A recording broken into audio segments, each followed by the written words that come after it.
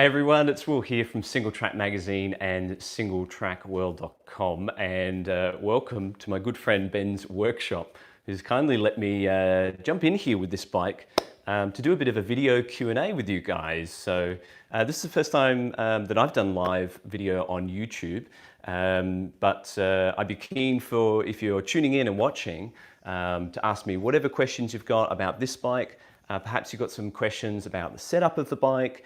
I've got some interesting changes on this bike to what it comes with stock from Santa Cruz, because we did receive this frame on its own and has been built into the complete bike you see here from a range of different test components.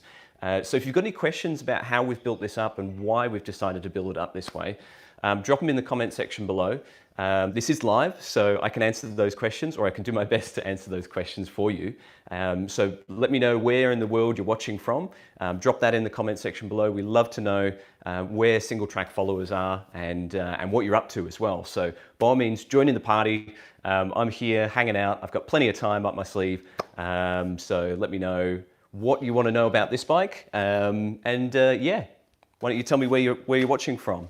So perhaps we should run through some details on this bike. We've got a few people tuning in live right now, so hello to you guys who are watching. I should point out as well that after this video finishes, if you watch this video after we've gone live, I'll be monitoring the questions for the next, well, indefinitely. So if you've got any questions about this and you're watching it and it's not live anymore because the video will be uploaded on its own, I will answer those questions, or I will do my best to answer those questions for you. So don't worry if you don't watch this live, but for those who are, hello, welcome to Ben's wonderful workshop. I'll show you a bit more of the space perhaps another time, but right now we're going to talk about this bike here, the Santa Cruz Blur. So firstly, this bike was released, geez, it was March or April this year, so I guess about 6 months ago now.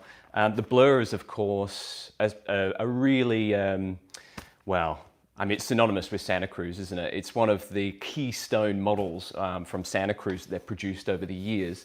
It's changed quite a bit with this version because the original Blur kind of morphed and molded and shaped over the years. Initially, it was an aluminium 26-inch full suspension race bike. Then we saw carbon fiber versions. We saw the 4-cross version. We saw the trail version and the XC.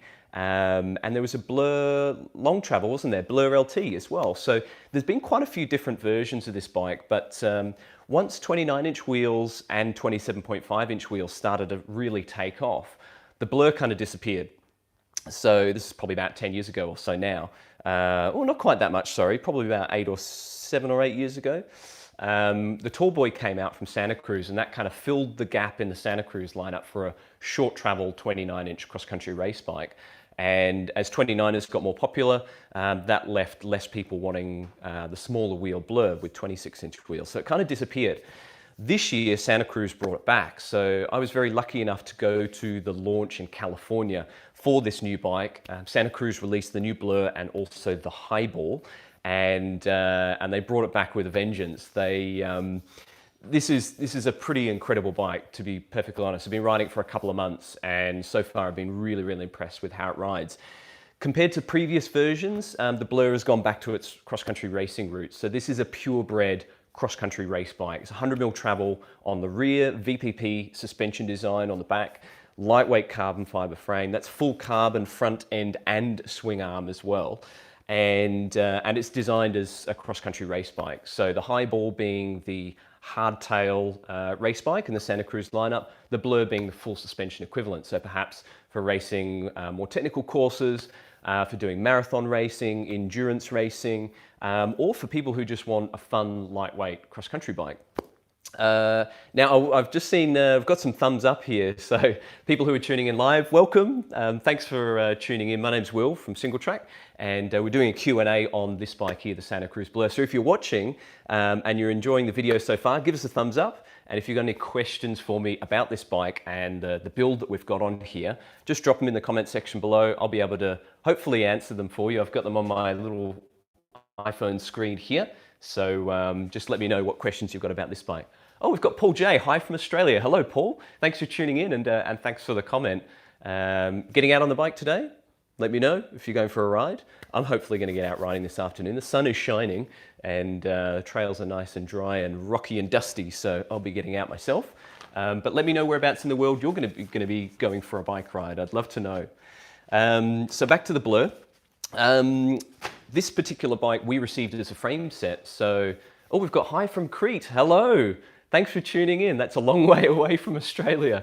Welcome, welcome to Ben's workshop and this live Q&A video. So thanks for tuning in. So yes, so Santa Cruz make the Blur in 2 carbon frames. There's the Blur C and the Blur CC. Now they do this with most of their carbon fiber frames. They have 2 different grades. The CC is the top level, super light, state-of-the-art technology carbon fiber frame. The C frame comes in at a cheaper price. Now, Santa Cruz say that the C frame has the same strength and stiffness as the CC, but it's heavier. It's made with a cheaper grade of carbon fiber, not quite as advanced manufacturing techniques, so there is a bit of extra weight from the C frame. That's kind of, it really depends which model which build you're going for as to whether you're going to get a C or a CC. So the entry-level Blurs will come with a C frame and the higher-end Blurs will come with a CC frame. I think there's 6, 7, 8 different build kits that you can get with this bike. I'll go through pricing soon. I've also got weights on this, and if you've got any questions for me about specifics, let me know. And I should have most of the info here. I see if you can try and trip me up on it. But this is the CC frame, so you can get the frame on its own. Now, I'll get you a price for that. The CC frame in the UK with a factory rear shock, this is the Black Performance series shock, with the gold Kashima Fox shock, you're looking at $3 grand, £2,999. So it's a very high-end, very premium priced frame. In Australia, you're looking at just shy of $5 grand, so 4,999 Australian dollars to get this frame. And as I said, that's with the gold factory shock, not the all black one that we've got here. Complete bikes, what have we got? They kick off at 3,700 quid for the Blur C. That's the entry-level build, and it goes all the way up to £8,200. And that translates to $7 grand Australian to 13.5 grand. Wow, that's a lot of money for a mountain bike. That is the absolute all singing, all dancing, top of the range. I think it's the XX1 build with the reserve carbon wheels. So yeah, you can certainly spend a lot on these complete bikes. As I said, we've got the frame here, which we've built up with various test components. So I'm going to talk a little bit about what the build is on here, and also how it rides too, because you probably notice it's got a pretty big fork on it. The Blur normally comes with a 100mm travel fork. In fact, all the stock bikes come with a 100mm travel fork on the front, and that matches the 100mm travel on the back. The frame is rated to go up to 120mm on the front though, so you can fit, as we have done here, a longer travel fork on the front. This is a 120mm travel Fox 34 step cast. So it's a nice lightweight 120mm travel trail fork, and this is the maximum travel you can fit on the Blur. Now obviously the longer you go on the fork, everything slackens out a little bit and the whole frame lifts up a little bit. So the geometry does change. And depending on the type of riding you're going to be doing and depending on the type of rider you are, that may or may not be a good thing. I wanted to do this because the bike that I rode at launch was the full cross-country race spec. So it had a Fox 32 step cast, 100mm travel, long stem, slightly narrow bars, fast rolling Maxxis tires. I think they were Ardent race tires that were on that bike. It was very cross-country focused, and that's how most of the Blurs come out of the box. But I wanted to see how much more I could get out of this bike, because when I rode that for the first time, I was really impressed with the ride quality of the VVP suspension design, but also the handling from the Blur chassis. It felt really confidence inspiring. It felt really stable. It just felt like a really capable bike to ride. But I did find the 32 step cast fork on the front was a bit bendy in comparison. It is a great race fork, don't get me wrong. But compared to the rest of the frame, which is fairly stiff and fairly stout, the step cast fork did feel a little bit bendy, you know, particularly when you're plowing into bigger rocks, when you were descending. There's a little bit of twang from that 32 step cast fork, and you could feel that definitely on faster kind of impacts. So we decided to put the bigger 34 chassis fork on here. Now this is a really impressive fork. I have reviewed this separately, but I will have a separate feature coming on this. It's a fantastic fork. It's optimized around 120 millimeters of travel. And if you've got a bike like the Blur, Rocky Mountain Element, Intense Sniper, Yeti SB100, any of these kind of short travel cross-country race bikes that will take a bigger fork. Oh, we've got a question here. We have compared with other XC platform. Okay, so yeah, we're talking about how the Blur compares with the burlier 120mm fork versus the lighter weight 100mm XC fork.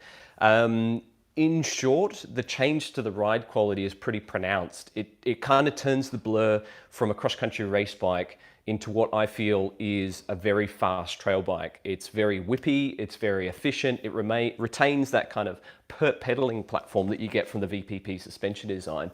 But with the 120mm fork, everything slackens off a little bit. So the head angle out of the box, I think, is 69 degrees.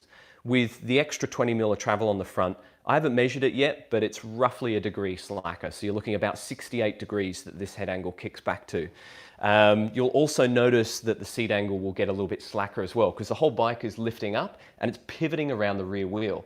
So you're lifting the BB and you're also slackening those angles. Oh, we've just had a question come through here. What dropper post is that? That dropper post there is from Raceface. It's the Turbine R. It's relatively new. I think it's only a few months old. Raceface and Fox Racing Shocks are owned, they're within the same company now. And that's been, I think for a couple of years. So this dropper post is actually under the hood a Fox Transfer. It's exactly the same internally and pretty much externally as a Fox Transfer. So you've got the two twin bolt saddle rail mount up there. This is 150mm travel, which I was able to fit in the Blur frame, which I was really happy with. The seat tube's relatively short, so that means I can get away with that 150mm drop rather than having to do a 125 or even a 100, so that's cool. But yes, it is basically a Fox Transfer labeled as a Raceface Turbine. That's a really nice t-shirt, Will. Where can I get one of those? Oh, thank you, Mark. Yeah, it is rather snazzy, isn't it? Look at that, nice ley lines there. This is a brand new shirt, and I don't know if you can see there, it's all gonna be back to front anyway. It's a new Singletrack shirt. So thank you for the reminder, Mark. If you like this shirt, give us a thumbs up. Give us a thumbs up if you're enjoying this video, and if you've got any questions for me, drop them in the comment section below. But if you like this shirt, you can go on singletrackworld.com and you can get one shipped to your door, which is pretty cool. We've had another question come through from Paul J. Got the Fox Transfer on my Rocky. Fantastic post. I totally 100% agree with you. This is a really good dropper post. The Fox Transfer is already known as being a really good dropper post. You'll notice this one's all black. Fox do a gold factory series transfer dropper post. So it's the transfer with the Kashima coating. That's the word I was looking for. They do a gold version, but I've tested both and there's no difference. You cannot tell a difference, and it's arguable if there's any actual difference aside from aesthetics. But if you go for the black Performance Series version or the Raceface Turbine R, you'll save a bit of money compared to the gold transfer, the Kashima version of the transfer dropper post. So you don't have to, unless you really want the gold, which to be honest, it does look pretty cool. You don't have to get the gold dropper post. Oh, we've got Scott Travers, Will Barrett live. Yeah, live on YouTube. Thanks for tuning in, Scotty. Thanks for the comment. What have we got here? Comments. What's the weight on the build and are they carbon hoops? Yes, they are carbon hoops. These are Santa Cruz's own Reserve 27 wheels. Now, I was very lucky to actually build these in Santa Cruz factory when we went to the Blur launch earlier this year. So they're carbon fiber rims. They are the Reserve 27, which means they have a 27mm internal rim width. And they're laced to DT Swiss 350 hubs with competition spokes. J-bend 32 hole, triple cross, nice and standard, normal wheel build. There's no straight pull spokes or funky proprietary spoke patterns or anything like that here. And these are really nice wheels. You may have seen Danny McCaskill try and destroy a set of these in a video a few months ago that went absolutely viral. He ended up taking the tires off the wheels and riding up and down stairs before he was able to crack one of the rims. So look for that video if you haven't watched it already. It's very entertaining. Complete bike weight. All right, let's give you some weights. So for the bike that we've got here, perhaps I should tell you the spec first, because that will influence your expectations of how light or how heavy it is. Oh, we've got another question come through. Have you ridden the same top spec? How light can go efficient ride? I'm not sure I fully understand that question. Have you ridden the same top spec? I have ridden, the previous Blur that I rode was the XO1 reserve model. So it did have the same drivetrain, the same brakes. It did have slightly lighter wheels. It had the Reserve 25s, which are a little bit lighter than the Reserve 27s. So yes, so I have had experience with the Blur in the cross-country setup. And that actually influenced this build. I wanted to try something different with this particular bike because I did receive it as a frame and we were able to build it up as we wanted to. So I built it up on the more trail side of the spectrum, kind of to see how far we can push the Blur. Because it felt very capable to me when I first rode it. So I wanted to see what it was like with a bigger fork, bigger tires, bigger bars, dropper posts, you know, kind of set up fun. Just a really fun kind of trail-oriented build. So we were talking about the wheels, Reserve 27s. We've got Bontrager XR5 tires on here. These are 2.3 inches wide. On the note of tires, and I should point this out, there's plenty of clearance in the back end with a 2.3 inch Bontrager XR5. I reckon you could fit a 235, maybe even a 2.4 from some brands, but it will depend on the brand of tire and the size of rim that you run it on as to how much tire you can fit in the back end. But I can let you know that with this 2.3 inch tire and a 27mm rim, loads of clearance in the back end. So that's not a problem at all. Rest of the build, we've got a Renthal cockpit up here. This is a fat bar carbon with a 35mm diameter, matching stem. This is the Apex stem. It's 50mm long. The bars are 760mm wide. And they're actually a bit wider because I'm running these Ergon GE grips, which are flared out at the end. And overall, they add about 10mm extra to the bar width. So you're looking at kind of a 770mm width, effective width of the handlebar up here. So pretty wide. As I mentioned, the 120mm travel Fox 34 step cast. We've also got XO1 drivetrain with a new dub crankset, race face turbine R dropper post Ergon saddle on here as well. This is the new SM Pro saddle, which so far has been very, very comfortable, which is what I'd expect for Ergon. And we've got SRAM level ultimate brakes, which are very, very lightweight, very schmick. Complete weight. Do we have any guesses? Does anyone want to guess how heavy this bike is? I'd love to know what you think it weighs now that I've run through the build. So see if you can guess the right weight. Drop them in the comment section below and let me know what you think this bike weighs. I'm going to tell you what the frame weighs because I did weigh the bare frame. Now for the medium Blur CC, we've got some responses coming through. Jack C, 24.5 pounds. Chris H says 28.5 pounds. We've got 12 kilos here. I like kilos. That is definitely language that I speak. So if anyone's going to convert from pounds to kilos, that would be fantastic. The frame itself, 2.25 kilos, 2,250 grams. Now that's weighed with the through axle on the back. That's a DT Swiss RWS through axle. That's with the derailleur hanger, and it's also with the seat clamp as well and the rubber bungs for the cable routing. So 2,250 grams. It's a little bit heavier than Santa Cruz's claimed weight, which is 2,060 grams, which I did check this morning. So it's just under 200 grams over the claim weight. So I don't know if that's because they quote the frame weight without paint, because some brands do. And that might be where the discrepancy comes from. I'm not entirely sure. All I can tell you is that this frame behind me, the medium size Blur CC, is 2,250 grams.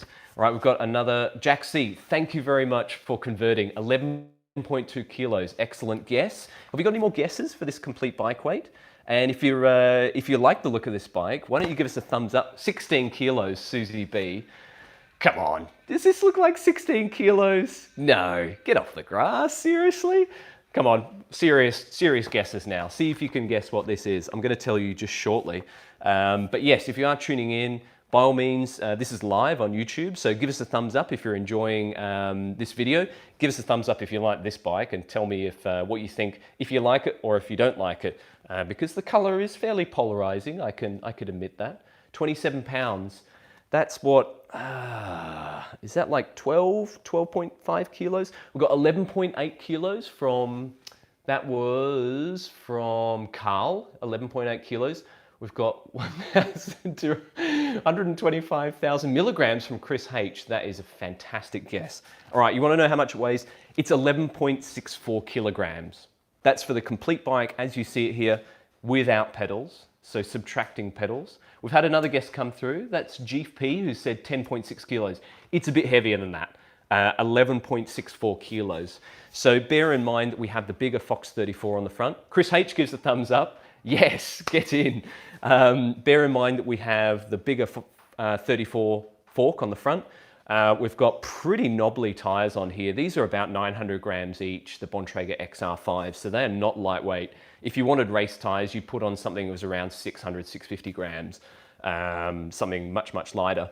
We've obviously got the dropper post on here, so that's adding quite a few grams. The saddle isn't light either. I've weighed this and it's about 250 grams, so you could save quite a bit there.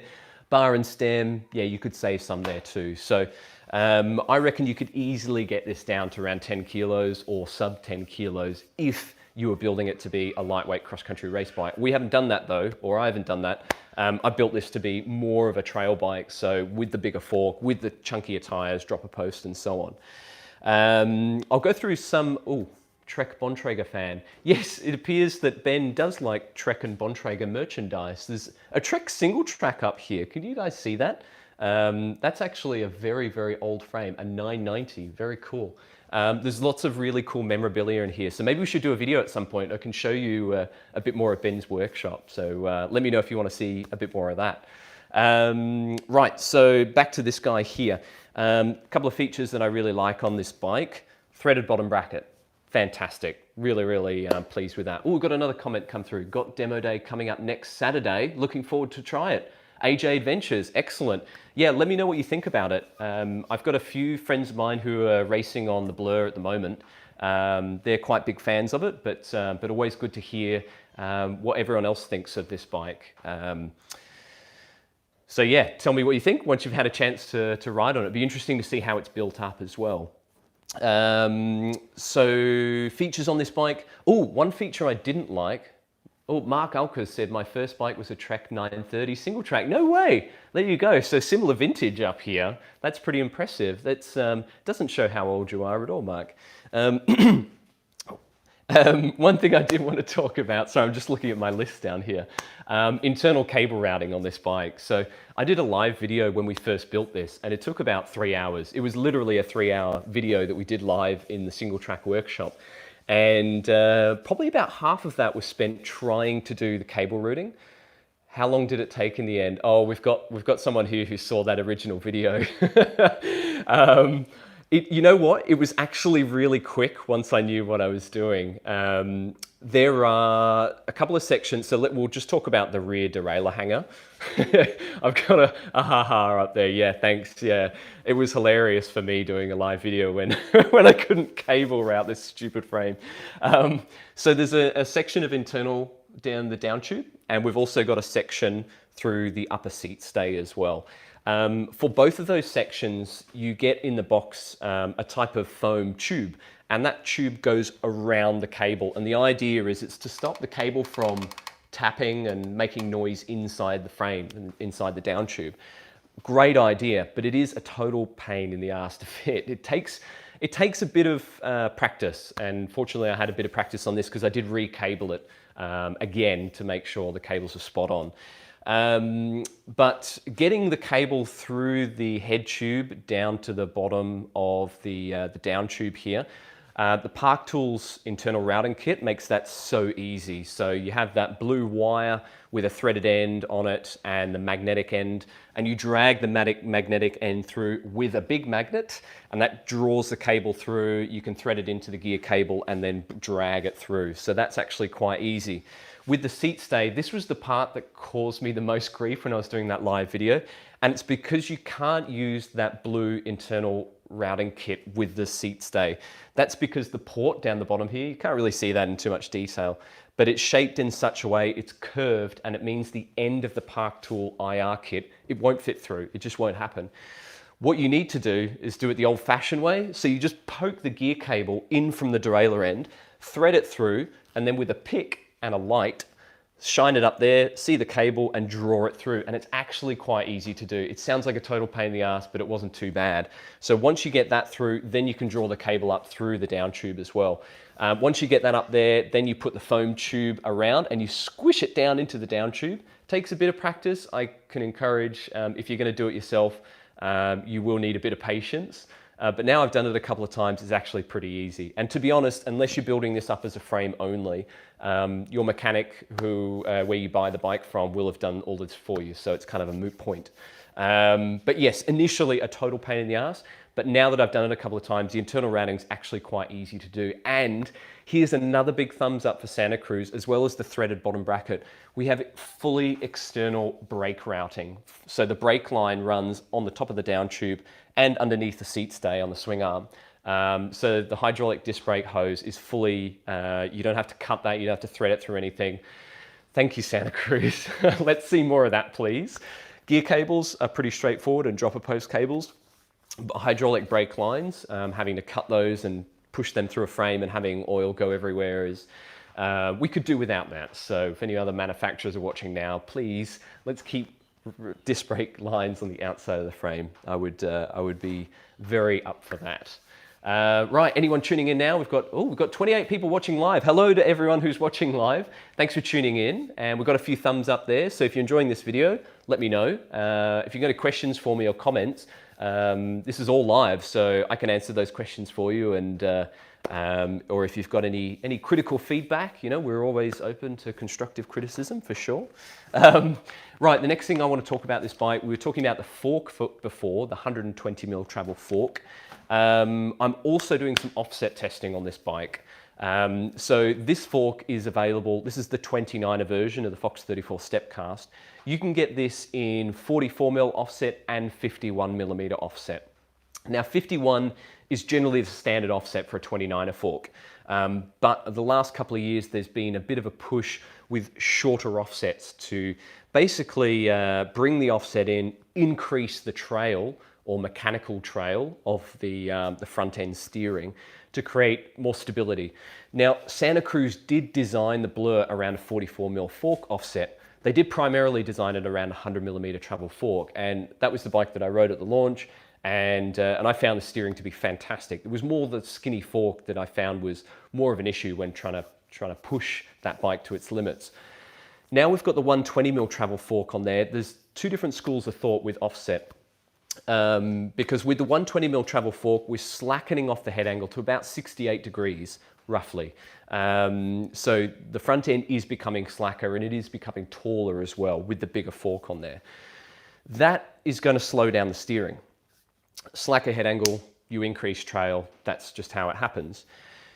In theory, you could run the longer 120mm fork with the 51mm offset, which decreases trail and in theory, almost neutralizes the effect of going to the longer fork in terms of the effect it has on the steering. Currently I do have the 51mm offset fork on here, but I have been testing this bike with a 44mm offset. I'm going to be doing a separate feature on that. I need more time to do some back-to-back testing, but early impressions are that it basically does what you'd expect it to. If you've read any reviews or features or tech articles about fork offset, and there've been a lot lately, people have been really getting into it. I know White and Transition have been kind of proponents of that short offset. Scott Ransom that I was testing recently, that's gone to a 44mm offset, Pivot Firebird 29. A lot of big travel enduro bikes are going to a shorter fork offset on their 29ers, and that's to increase trail. That's what it's about primarily. But interestingly, you've got all these big enduro bikes that are doing the short offset thing, but a lot of brands are doing it with their cross-country race bikes too. In between, say like the Stump Jumper or the Fuel EX, these kind of do-it-all, multi-purpose kind of mid-travel trail bikes, they're sticking with the 51mm offset, from what I've noticed anyway, and I'm speaking generally here. But the enduro bikes and the cross-country bikes, these 29ers, so for cross-country, I'm thinking the Blur, good example, Canyon Exceed, hardtail, Specialized Epic, FSR. These are 3 examples. There are more, but these are 3 examples that are going to a shorter 44mm offset rather than the standard 51. Now, the 51mm offset's kind of been sold to us over the last few years, actually by these guys, Gary Fisher and Trek. They were kind of the main proponents of the longer 51mm offset. And the idea was to decrease the trail measurement. Now, the way I've been thinking a lot about trail while riding this bike, I've been thinking a lot about trail and how that affects the handling. And probably the easiest way to explain it is the longer the trail measurement, so the further away the steering axis is away from the tire contact patch, the longer that, that lever is. It effectively stabilizes the steering. You get more of a stabilizing effect if you're kind of going through tight, twisty trails, and which are quite fast and whippy. You'll find that the longer trail, shorter offset, longer trail, remember it's the reverse, has more of a steadying, kind of stabilizing effect. It's kind of like having more damping to the steering. That's a good way of describing it, I think. Or perhaps that the steering feels a little stickier. It's harder to kind of, make those really quick, short directional changes. It requires more effort, I should say, to get those same directional changes. But you find that the steering feels steadier and kind of more steadfast. So on a big travel enduro bike, like a 160, 170mm travel 29er, big monster of a bike that you're going to be riding down crazy EWS trails, super steep kind of terrain, really fast as well. That longer trail and shorter offset is beneficial for keeping the bike feeling stable and more steady in those kind of environments. The same ethos has been applied to cross-country race bikes, so the Specialized Epic FSR, the Canyon Exceed, and the Santa Cruz Blur. The concept is that these bikes are already pretty whippy and pretty nimble as they are, twitchy, if you will, and the shorter offset kind of steadies that, neutralizes that twitchiness. It kind of dials it back a little bit without having to go to a really slack head angle. So that's kind of the school of thought with the cross-country race bike stuff. So there you go. That's a long kind of description about fork offset. But yes, so at the moment we've got the 51mm offset on the Blur, and I have exactly the same fork, Fox 34 factory step cast fork, with a 44mm offset. So I'll be doing some more back-to-back testing. We'll do a separate feature and I'll do a separate video specifically about that. But if you've got any questions for me about this bigger fork and offset, drop them in the comment section now, right here. We're live on YouTube, so I can answer those for you now if you like, or not. Otherwise, if you're enjoying the video, give me a thumbs up and let me know where in the world you're watching from. I know we've got followers all over the globe, so it's always cool to hear whereabouts you're from and perhaps where you're riding today. I'd love to know. So yes, so we've got fork offset, we've talked about frame features. Oh, I want to talk about bottom bracket height because that's been affected with this bigger fork. With the extra 20mm of travel on the front, that's static. When you're sagged on the bike, it's a little bit less than that. Anyway, semantics. The bottom bracket does lift up as well. And I haven't noticed that, which is kind of exactly the point. I haven't clipped any rocks, I haven't clipped any roots. I've had loads of pedal clearance because there is so much room underneath the bottom bracket. It doesn't feel high. It doesn't feel like I'm on top of the bike on a really kind of tall and awkward to ride thing.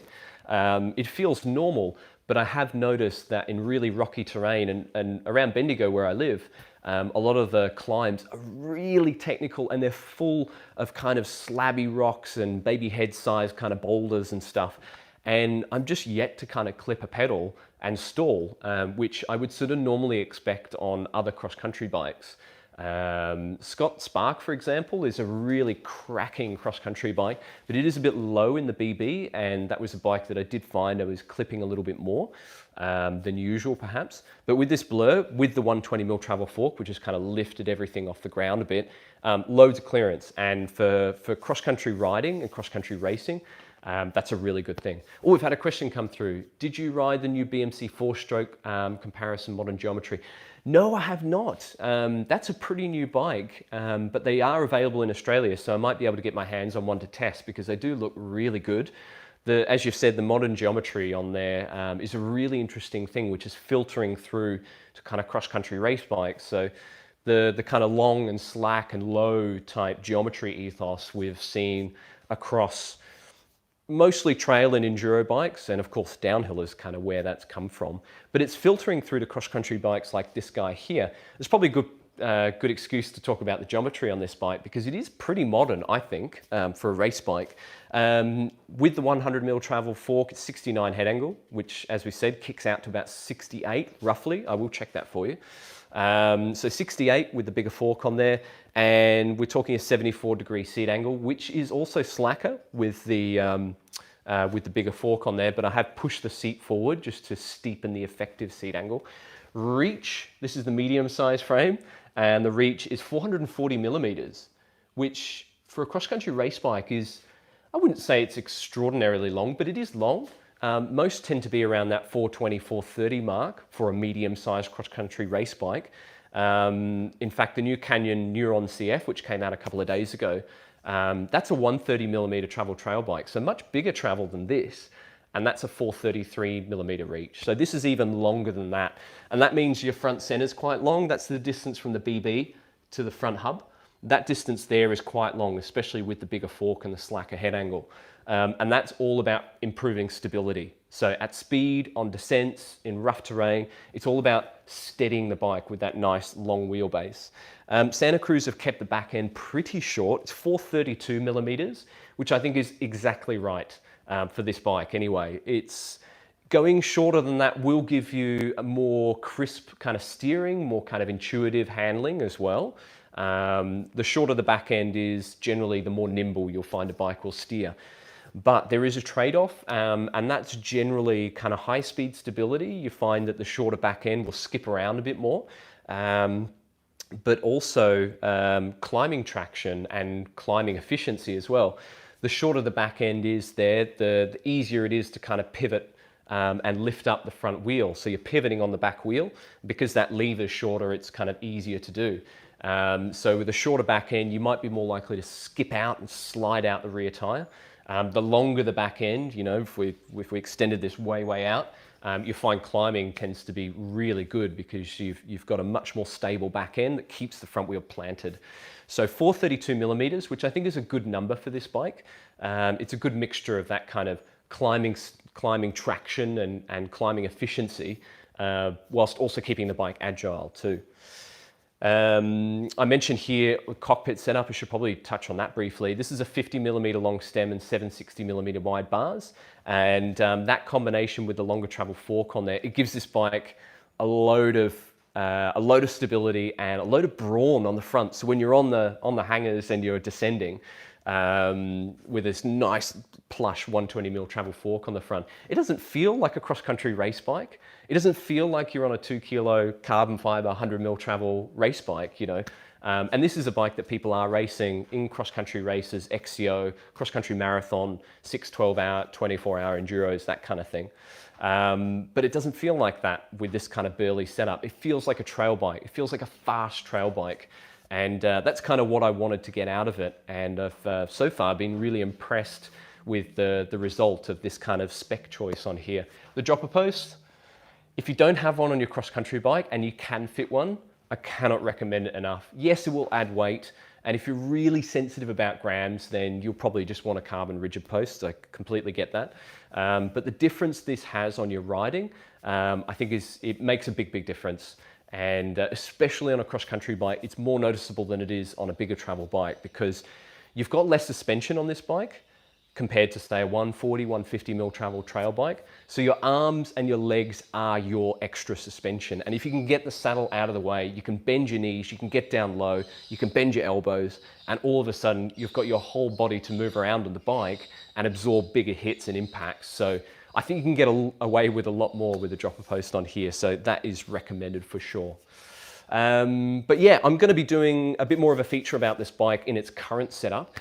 If you've got any questions about the particular components that we're running on here, maybe you've got some suggestions. Is there any new product that you'd like to see tested on this bike? Any sort of lightweight cross-country wheels or different forks or different cockpits or drivetrains? Let me know what you'd like to see us test on this bike. This is a long-term test frame, which we are using to test a variety of different components. So if there's anything you want to see tested, if there's anything you're interested in buying, but you're not sure whether it's good or not, or how it's going to react on the trail, or what sort of rider it's designed for, let me know. I'd love to hear your suggestions, and we'll see what we can do. So yeah, as I said, we'll have a full feature coming on this bike. I'm going to be doing a lot more testing with the 2 forks that I've got with offset, and we'll have a separate feature coming on that for those of you who are interested in fork offset and what that does to the steering and the overall bike's handling as well. But yeah, I might leave it at that. We've still got people tuning in live. So hello to everyone who's watching, and thanks for joining this live Q&A session with myself, Will, from Singletrack, and the Santa Cruz Blur behind me here. I'm in Ben's wonderful workshop. Oh, we've got a question come through.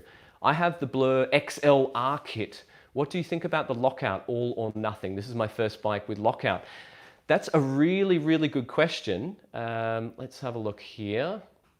Andrew Flower, thank you for the question. You'll notice I don't have a lockout on this shock. So all of the Blurs do come with a remote lockout that normally sits up on the handlebar. And you have a cable that runs down to the top of the shock here, and that gives you on or off.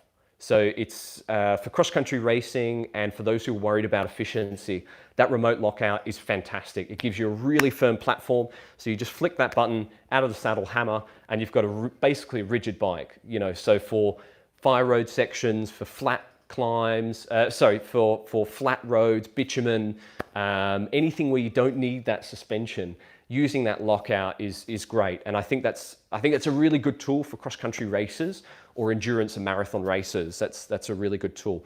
For me, I'm not so competitive, and I've kind of built this bike as a trail bike. So I actually sent this shock to Fox in the UK before we left the UK, and I got it converted into a regular shock, mostly because I didn't want the remote lockout on the handlebar, because it looks kind of a bit cluttered with the extra cable. I wanted it really nice and clean, and I knew I didn't need that remote lockout, so I wanted to make this bike as clean and as neat as possible. To do that with the Fox rear shock, you do require a different eyelet. It's not an easy job to do at home, for example. It is possible to do. So if you've already got a Blur at the moment and you have the remote lockout, I would say use it. Use it first. If it's something that's you find really useful, keep it. You know, if it's something that you don't use whatsoever at all, we've got Andrew, sometimes I wish I had a middle ground, the conversion sounds. Yeah, absolutely. Yeah, I think that on or off lockout, it's great for racing.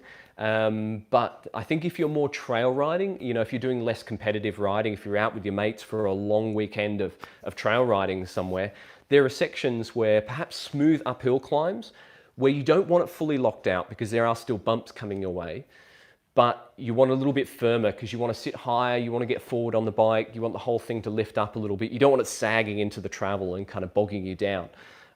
So I absolutely agree that 3-position remote would be a nice feature. But all the Blurs do come with the 2-position, which is just on or off. But yes, if you want to have a look at doing it, get in contact with your local bike shop or your local Fox distributor, wherever in the world you are, Andrew, and they'll be able to give you a quote on what that conversion will cost, because it does require a few different parts to be changed around. But I like it. I think it looks really clean. I think this bike pedals really well without a lockout. I don't really think it's necessary, particularly when you're really, kind of really sprinting and powering on the pedals. Because of the anti-squat in this VPP suspension design, it does firm up. So you find it's really stable when you're sprinting. If you're just cruising and you're kind of like plodding along, you will get suspension bob out of this design. It doesn't have so much anti-squat that it's just locked out whenever you're pedaling. which I think is a good thing because it means the suspension is more reactive and more comfortable to ride on rough terrain. If you build a bike with too much anti-squat, you end up with really firm suspension design, lots of pedal kickback, and it can be a little bit rough to ride when the terrain is rough. So I think Santa Cruz have got the balance pretty right on this. But personally, for my use, I don't find the need for the remote lockout, but that's entirely up to you. Where in the world are you at the moment, says Paul J. I'm in Bendigo, Australia. So I moved from the UK about 2.5, 3 weeks ago. And my wife and I have relocated. Oh, Andrew said, I appreciate your time. Thanks for the help. No worries, my pleasure, my pleasure.